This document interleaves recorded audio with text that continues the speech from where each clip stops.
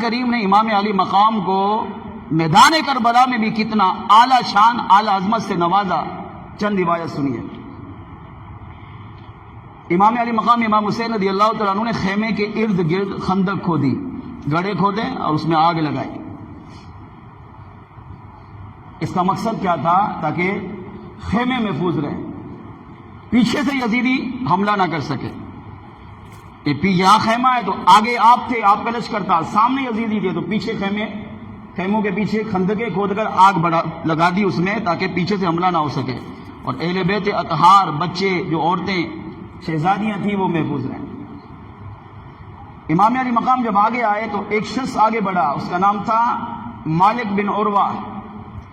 یہ سامنے آیا اور امام علی مقام تقریر کر رہے تھے تو آپ کو ٹوکتے ہوئے کہا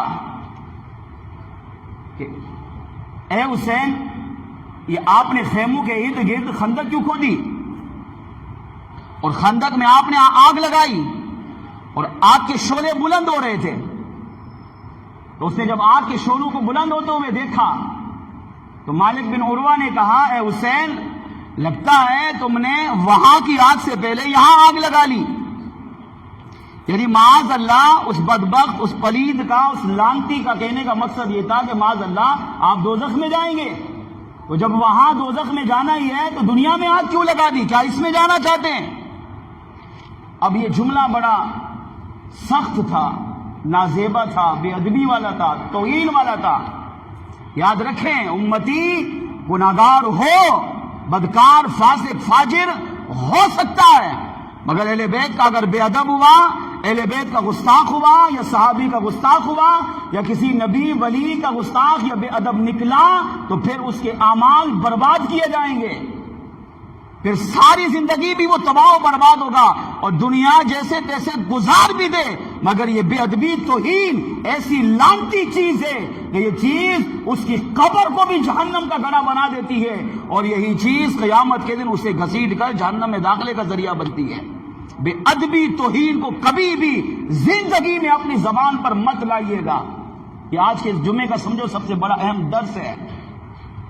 اب دیکھیں، گناہگار ہونا، بدکار ہونا، فاسق فاجر ہونا، بے نمازی ہونا، حج نہیں کر رہا، زکوٰۃ نہیں دے رہا، صدقہ خیرات نہیں کر رہا، نیک اعمال نہیں کر رہا، روزے نہیں رکھ رہا، یہ حقوق اللہ ہیں. اللہ چاہے گا تب بھی معاف کر دے گا، مگر بے ادبی، گستاخی، توہین ایک ایسی چیز ہے کہ جو معاف نہیں کیا جا سکتا، وہ تباہ و برباد ہو جاتا ہے. اب مالک بن عروہ نے کہا آپ نے وہاں کی آگ سے پہلے، جہنم کی آگ سے پہلے یہاں آگ لگا دی. امام علی مقام نے فوراً کہا بدبخت، تو کیا سمجھتا ہے؟ کیا میں دوزخ میں جاؤں گا؟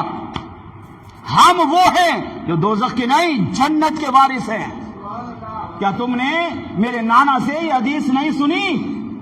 الحسن والحسین سیدا شباب اہل الجنہ، میرا بیٹا حسن، میرا بیٹا حسین جنتی جوانوں کے سردار ہیں اور سردار کی اجازت کے بغیر کوئی جنت میں جا ہی نہیں سکتا. ہم جنت کے وارث ہیں، ہم جس کو چاہیں گے جنت میں داخل کریں گے اور ہم جس کو چاہیں گے جنت سے دور کر دیں گے. تو یہ سمجھتا ہے میں دوزخ میں جاؤں گا؟ ہم تو جنتی وارث ہیں. کیا تو نے یہ حدیث نہیں سنی؟ میرے آقا علیہ السلام نے فرمایا الحسین والحسن ہما ریحان فی الجنہ، میرا حسن، میرا حسین جنتی پھولوں میں سے دو پھول ہیں اور پھول کو ہمیشہ سونگا جاتا ہے. صحابہ کہتے بعض اوقات ہم نے یہ بھی دیکھا امام الانبیاء صلی اللہ علیہ وسلم حسنین کریمین کو چومتے بھی تھے، سونگتے بھی تھے. بچوں، ماں باپ اولاد کو چومتے ہیں، سونگتے نہیں ہیں، مگر امام الانبیاء حسنین کریمین کو سونگا کرتے تھے.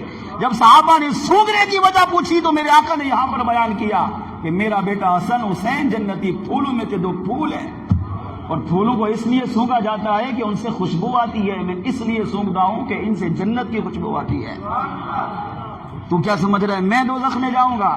ایک آپ کے ساتھی آگے بڑھے، اس نے کہا امام علی مقام اجازت دیں، تیر تانا، کہا اجازت دیں، ابھی تیر ماروں گا، اس بدبخت کو واصل جہنم کروں گا. مگر میرے امام نے فرمایا نہیں، جنگ کی ابتدا ہم سے نہیں ہونی چاہیے. اس سے بڑی شفقت کیا ہوگی؟ فرمایا ابتدا قتل کی ہم سے نہیں ہونی چاہیے ان کی طرف سے ہونی چاہیے تاکہ قیامت کے دن وہ کوئی بہانہ ان کے پاس نہ بچ پائے۔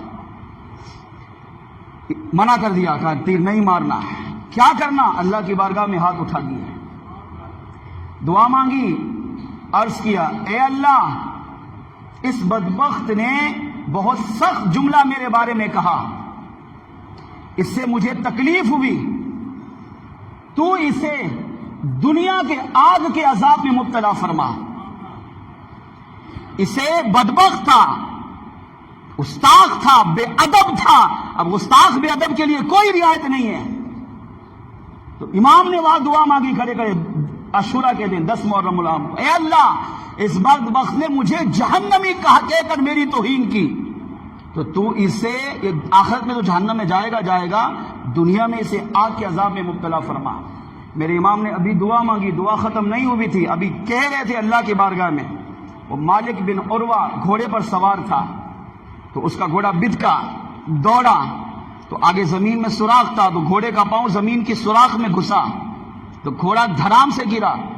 جب گھوڑا گرا تو یہ بھی گرا، جب گرا تو اس کا پاؤں گھوڑے کی رکاب میں پھنسا، جہاں پاؤں رکھتے ہیں اسی جگہ پاؤں پھنس گیا، ایک نیچے اور ایک پاؤں پھنس گیا۔ اب یہ لٹکا، گھوڑا اٹھا اور گھوڑے نے اس کو گھسیٹا۔ اب یہ 22,000 یزیدی لشکر دیکھ رہا ہے کہ امام یعنی مقام کو میرے رب کریم نے کیا مقام عطا کیا۔ گھوڑے نے اسے گھسیٹا، میدان میں گھمایا، اٹھ بھی نہیں سکا، ذلیل اور رسوا کرتے کرتے کرتے اسی گھوڑے نے مالک بن عروہ کو اسی خندق میں جا کر ڈالا جو خندق امام علی مقام کے ساتھیوں نے حفاظت کے لیے کھودی ہوئی تھی، اور یوں وہ زندہ آگ میں جل کر راکھ ہو گیا۔ جب امام علی مقام نے اسے آگ میں جلتا دیکھا تو سجدہ شکر ادا کیا اور عرض کیا اے اللہ تیرا شکر ہے تو نے اپنے نبی کے اہل بیت کے گستاخ کو دنیا میں سزا عطا فرما دی۔ اس سے پتہ چلا، ایک عقیدہ سیکھنے کو ملا۔ بعض جاہل قسم کے لوگ اس طرح کی باتیں کرتے ہیں کہ معاذ اللہ شہدائے کربلا، وہاں میدان کربلا میں اہل بیت بے بس تھے، مجبور تھے، لاچار تھے، وہ کچھ نہیں کر سکتے تھے۔ یہ عقیدہ بالکل غلط، دین اسلام کے خلاف ہے، بلکہ ایسی بات کہنا اعلیٰ حضرت فرماتے حرام ہے۔ صرف یہ کہہ سکتے وہ مظلوم تھے، ان پر بے انتہا ظلم کیا گیا، جتنا ظلم شہدائے کربلا پر ہوا کسی پر نہیں ہوا، لیکن مظلومیت کے ساتھ یہ کہنا بے بس تھے، بے اختیار تھے، لاوارث تھے، کوئی پوچھنے والا نہیں تھا، اختیار نہیں تھا، مالک کسی چیز کے نہیں تھے، یہ عقیدہ رکھنا، یہ باتیں کرنا ان کی توہین ہے، اور ایسے بدبخت دنیا میں بھی عبرتناک سزا پائے گا اور قبر آخرت میں بھی سزا پائے گا۔ نہیں، وہ مالک تھے، ان کے پاس سب کچھ تھا، اختیار تھا، کنٹرول تھا، وہ جو چاہتے میدان کربلا میں کر سکتے تھے، لیکن سب کچھ ہونے کے باوجود بھی کچھ بھی نہیں کیا، اس لیے کہ یہ سارے کے سارے اپنے رب کی عطا کردہ تقدیر پر راضی تھے۔ امام علی مقام جو چاہتے کر سکتے تھے۔ کیا یہ دعا نہیں مانگی؟ اگر یہ دعا مانگتے اے اللہ زمین پھٹے، 22 کا 22 یہاں تباہ ہو جائے، کیا نہیں ہو سکتا تھا؟ جب ایک بدبخت آگ میں جل کر راکھ ہو گیا تو سارے نہیں جل سکتے تھے؟ آپ اشارہ کرتے تو کیا دریائے فرات چل کر آپ کے قدموں میں نہیں آتا؟ آ سکتا تھا، مگر امام علی مقام اپنے رب کی عطا کردہ تقدیر پر راضی تھے، کیونکہ اپنی شہادت کی شہرت بچپن سے سنتے ہوئے آ رہے تھے۔ اپنی شہادت کا پتہ کہ مجھے میدان کربلا میں شہید ہونا ہے، باپ نے بھی یہ درس دیا، خاتون جنت ماں نے بھی یہ درس دیا، مولا مشکل کشا نے بھی یہی درس دیا، امام الانبیاء نے بھی یہی درس دیا، جانتے تھے مجھے شہید ہونا ہے، اور مصیبتوں کے پہاڑ مجھ پر ڈالے جائیں گے، مگر کبھی بھی یہ دعا نہیں مانگی اللہ اس کو دور کر مجھے بچا۔ ہر دفعہ جب بھی مانگی یا کسی سے دعا کروائی تو یہ کروائی اے اللہ مجھے اس آنے والی مصیبتوں پر استقامت عطا فرما، استقامت کا پہاڑ بنا۔ لہذا یہ عقیدہ رکھنا کہ بے بس تھے، مجبور تھے، لاچار تھے، بے اختیار تھے، کچھ نہیں کر سکتے تھے، جاہلانہ عقیدہ ہے۔ اصل عقیدہ یہ کہ وہ مظلوم تھے، ان پر ظلم کی انتہا کی گئی، مگر وہ بے بس، مجبور، لاچار، لاوارث نہیں تھے، سب کچھ اختیار میں تھا، کنٹرول میں تھا، ہاتھ میں تھا، جو چاہتے کر سکتے تھے، مگر رب کی رضا پر صابر رہے، شاکر رہے، اور اپنی جانوں کا نذرانہ اللہ کے بارگاہ میں پیش کر کے ہمارے لیے دین اسلام کو قیامت تک کے لیے بلندی عطا فرما گئے۔